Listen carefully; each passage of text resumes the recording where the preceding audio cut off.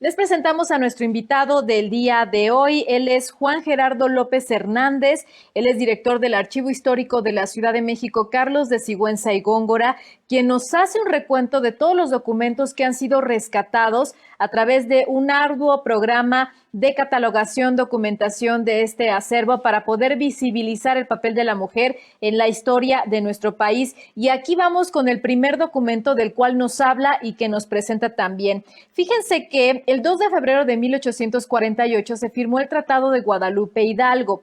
En este Tratado de Guadalupe Hidalgo se perdieron 2,5 millones de kilómetros que formaban parte de nuestro país y se cedieron a los Estados Unidos como parte de esta guerra contra Estados Unidos. Es decir, México pierde el 55% de su territorio y los espacios que fueron perdidos formaron parte hoy de Arizona, California, Nuevo México, Texas, Colorado, Nevada y Utah. ¿Qué documentos hay que nos fortalezcan en la historia de estos documentos? También en este momento existió varios problemas referentes a las mujeres y les voy a comentar un poco sobre ello. Había mujeres que eran conocidas como las margaritas. Estas mujeres margaritas pues daban distintos servicios al ejército norteamericano, entre servicios sexuales y también servicios de otro tipo. Cuando se van los norteamericanos de nuestro país, estas mujeres son fuertemente catalogadas como malas, son invisibilizadas, son segregadas y también son violentadas únicamente por el hecho de haber dado servicio al ejército de los Estados Unidos. ¿Qué documentos hay en este archivo que nos dictan más de esta información? Vamos a conocerla. Hay un documento, un expediente, que se llama Carta del Gobierno del Distrito Federal dirigido al Ayuntamiento de San Ángel, solicitando poner fin a los excesos cometidos contra las mujeres que tuvieron trato con los soldados americanos. Es un documento del año 1848 y representa la situación que vivieron estas mujeres que se dedicaban a la prostitución, algunas de ellas, y otras pues tenían diferentes servicios asociados a darle atención a los invasores norteamericanos y fueron estigmatizadas por su sociedad. Entonces, la situación de estas mujeres representaba una verdadera carencia de derechos por todos lados. Por un lado, una situación socioeconómica, cultural, que las llevó a buscar la vida haciendo estos servicios de todo tipo a los extranjeros, a los invasores yanquis, y por otro lado también el rechazo que experimentaron cuando se fueron estos, que llevó a una situación límite. Es el caso conocido entre los especialistas, no entre el público en general, pero sí entre muchos especialistas, como las margaritas. Así le llamaban a estas mujeres que atendieron a los invasores en San Ángel y que, ya te digo, en 1848, al retirarse los ejércitos norteamericanos, pues quedaron en una situación de gran vulnerabilidad y de indefensión. Y entonces se intervino por parte del Ayuntamiento de la Ciudad de México, pidiendo al Ayuntamiento de San Ángel, que eran ayuntamientos diferenciados, por supuesto, y autoridades diferenciadas, que se pusiera fin a los excesos que se cometían contra estas mujeres, porque además generaban un gran alboroto social y no apoyaba esto, pues el retomar las actividades después de la invasión. Entonces, pues se trata de mujeres que carecieron por completo de sus derechos, ¿no? Después de regresar de este corte, vamos con la segunda parte de esta entrevista, en donde hablamos sobre temas de las mujeres que ya trabajaban en las fábricas. Les cuento que en la época del Porfiriato, la industria tabacalera tuvo un gran éxito. A pesar de que ya veníamos con el desarrollo industrial, en donde ya existían muchas máquinas que podían fortalecer la fabricación de ciertos elementos, la industria tabacalera fue de las pocas en aquel momento que todavía trabajaban de manera artesanal y ocupaban a mujeres y a niños para provocar pues todo este trabajo y generar los tabacos y los cigarros.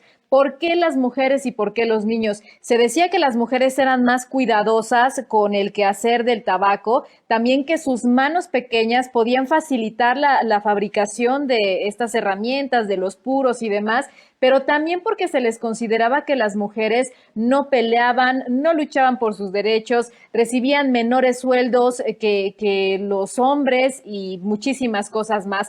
Esto provocó también distintos problemas, porque no solamente las mujeres pugnaban por mejores condiciones de trabajo para ellas y para las niñas y niños que estaban colaborando en las fábricas, sino también a nivel social. Existía una descodificación muy compleja de las mujeres trabajadoras. ¿Por qué razón? Se decía en aquella época que las mujeres que trabajaban no tenían un marido que las pudiera mantener. Al no tener marido no eran respetables. Al estar lejos de su casa en horarios inclusive nocturnos, se decía que podían ser sujetas de malas prácticas, inclusive de mujeres laxas, ya se les tildaba. Las mujeres que formaban parte de las fábricas comenzaron diversas luchas, entre ellas, como ya les mencioné, para mejorar las condiciones de trabajo, pero también para poder reivindicar su nombre en la historia de nuestro país. ¿Qué documentos hay respecto a este tema? También nos lo platica nuestro invitado en este momento y también nos va a presentar documentos del primer Congreso Feminista en nuestro país que se realizó pues por ahí de principios del siglo XX, y una de las mujeres más importantes de aquella época, Belén de Zárraga, fue de las pioneras en estos congresos feministas que apoyó, por supuesto, también el gobierno. Vamos a conocer más de estos documentos. En contraste, documentos, por ejemplo, de mujeres trabajadoras, de las mujeres del ramo del tabaco, de la industria tabacalera, que fueron pioneras en la lucha por sus derechos. La industria tabacalera fue un ramo ya que podríamos decir feminizado a trabajar a las mujeres, aunque también frecuentemente intervinieran los niños trabajando. Y estas mujeres se organizaron para solicitarle al Ayuntamiento de la Ciudad de México que se pusiera iluminación en las calles por donde transitaban al salir de trabajar. Es una lucha ya abiertamente por sus derechos, por el derecho a un mínimo de seguridad al salir del trabajo, sobre todo pues porque eran víctimas de agresiones sexuales y robos en las salidas de sus espacios laborales, especialmente al oriente de la antigua Ciudad de México, lo que sería aproximadamente la colonia obrera, esa zona sur de la ciudad, y que sur y oriente, perdón, y que implicaba pues el riesgo de correr pues muchos peligros en la noche. Entonces, un primer ejemplo de organización. Estas mujeres además se organizaron para otras muchas luchas. Algunas de ellas las ganaron y otras fueron duramente reprimidas. También, por ejemplo, en este caso, un congreso feminista que se desarrolló en el estado de Yucatán, o sea, muy lejos de la Ciudad de México, pero que tuvo repercusiones también aquí en la capital. El expediente, por ejemplo, que retomamos, se llama así: la Comandancia Militar de México informa a César López de Lara, gobernador del Distrito Federal, que tendrá lugar en el estado de Yucatán un Congreso Feminista Nacional el día 9 de julio de 1916.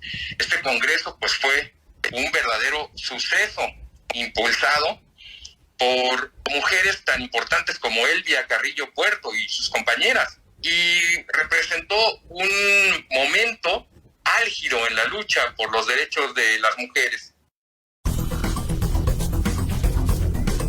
Vámonos con nuestra sección ¿Verdad o Mentira? Y aquí hay una pregunta muy simple. ¿Hace falta fortalecer la perspectiva de género en la manera en cómo contamos nuestras historias?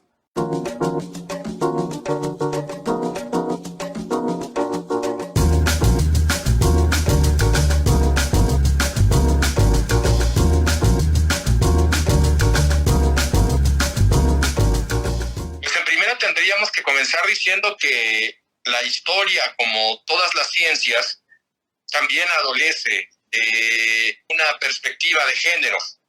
Y bueno, pues ahora nos compete aplicar esta perspectiva por la importancia que tienen las mujeres, que han tenido por siempre, pero la importancia que revisten en el proceso de transformación de la ciudad que está impulsando la doctora Claudia Sheinbaum.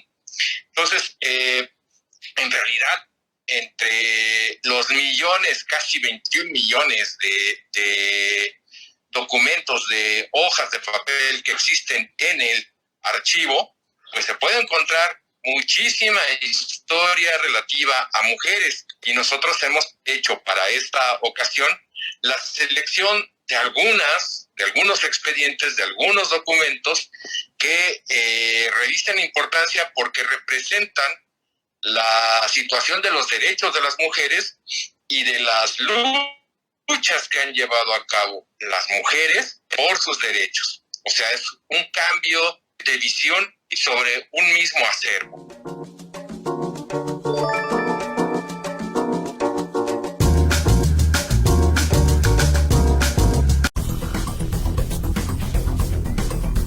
El Archivo Histórico de la Ciudad de México, Carlos de Sigüenza y Góngora, ha realizado un gran trabajo de investigación, catalogación, documentación de todos estos materiales para que ustedes puedan ir y... Documento de 1868 que implica a un personaje bastante conocido de nuestra historia, pero en una faceta que no se conoce de ella.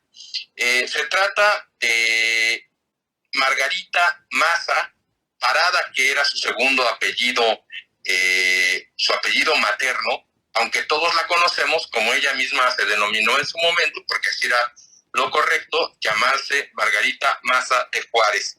Y se trata de un expediente titulado "El regidor comisionado manifiesta los auxilios que el gobierno general ha prestado al Hospital de San Hipólito por conducto de la señora Margarita Maza de Juárez". O sea, es una acción directa de Margarita Maza buscando beneficiar a otras mujeres. Es un documento del año 1868.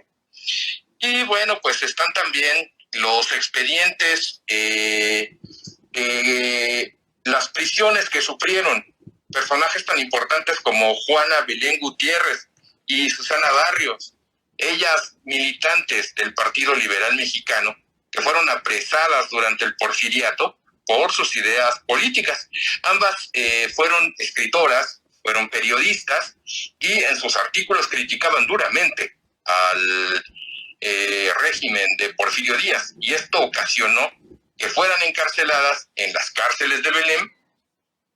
Y hoy estos documentos se conservan en el Archivo Histórico de la Ciudad de México, Carlos de Sigüenza y Góngora.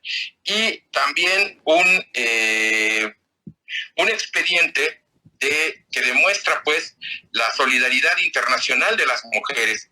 Se trata de una, así se llama el expediente, Información de Belén de Zárraga, que era una conferencista feminista y anticlerical, o sea, para su tiempo, para la década de 1920, una mujer completamente extraña al ámbito nacional, una conferencista feminista y anticlerical de origen chileno, invitada por el gobierno mexicano durante la presidencia de Plutarco Elías Calles como oradora en eventos oficiales.